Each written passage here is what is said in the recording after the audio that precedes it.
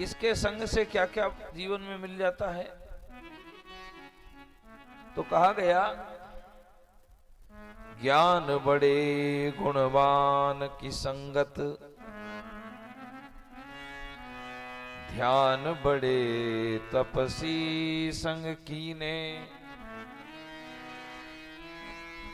ज्ञान की वृद्धि ज्ञानी के संग में बैठने से होती है।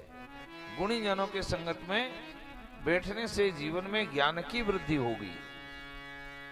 ज्ञान बड़े गुणवान की संगत, ध्यान बड़े तपसी संग कीन है। क्रोध बड़े नर मूढ़ की संगत, लोभ बड़े धन में चित दीन है। मोह बड़े परिवार की संगत, काम बड़े तिरया संग कीने। बुद्धि विचार विवेक बड़े, कवि दीन कहे सज्जन संग कीने। बुद्धि विचार विवेक बड़े, ये कहां से बढ़ेंगे? कहा सज्जन संग कीन है। अच्छे गुणी जनों के संगत में रहने से आपकी बुद्धि का विकास होगा, अच्छे विचारों का आपके जीवन में समागमन होगा, गुणों का आपके जीवन में दर्शन होने लगेगा। कब? बोले जब आप अच्छे लोगों का संग करोगे तब। और संगति का असर तो चेतन प्राणी की तो क्या बात करें, जड़ प्रकृति के ऊपर भी संगति का असर दिखाई पड़ता है। जो जड़ वस्तुएं हैं उनमें भी संगति का असर दिखाई पड़ेगा। एक बार उधर बुधनी होशंगाबाद क्षेत्र में हम लोग कार्यक्रम करने गए, तो रेंज ऑफिस के पास में कार्यक्रम था। तो वहां सागवान के वृक्ष थे, जंगल था बहुत बड़ा।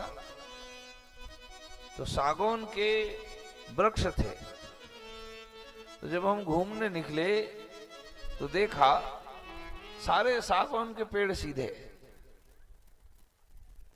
और उन सागौन के पेड़ों के बीच में कोई एक पलाश का पेड़ दिखाई पड़ा, तो वो पलाश का पेड़ भी सीधा। यद्यपि होता ऐसा है कि पलाश का पेड़ टेढ़ा मेढ़ा चलता है।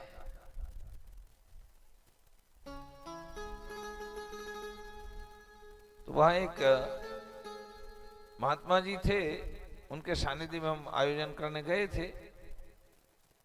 तो महात्मा जी से पूछा हमने, कहा महात्मा जी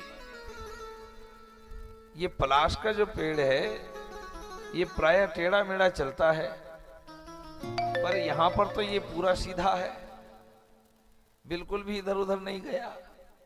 तो महात्मा जी ने कहा पंडित जी यही संगति का असर है। जीवन में कोई यदि सदाचार संपन्न व्यक्तियों के जीवन, सदाचार व्यक्तियों के संपर्क में रहता है तो उसके जीवन में भी सद्गुणों का समन्वय दिखाई पड़ता है। जैसे इन सागौन के वृक्षों के बीच में रह करके ये पलाश का पेड़ टेढ़ा चलना भूल गया, इसने अपने दोष छोड़ दिए, क्योंकि इसने भी उन सागौन के वृक्षों का गुण ले लिया सीधा चलना। ऐसे ही कोई कितना भी टेढ़ा क्यों ना हो, यदि सज्जनों के संग में बैठेगा तो दुर्गुणों का नाश होकर के सद्गुणों का संचार उसके जीवन में होगा।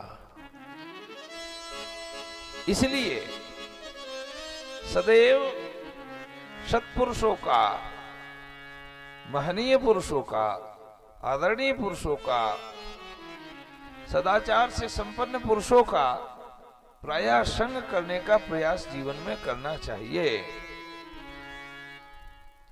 जिससे हमारा जीवन श्रेष्ठ बनेगा। सद्गुणों का संचार हमारे जीवन में होगा, और जब अच्छे गुण जीवन में आएंगे तब आपको किसी से अपनी प्रशंसा की या अपनी बड़ाई की, अपनी महिमा की अपेक्षा नहीं रखनी पड़ेगी।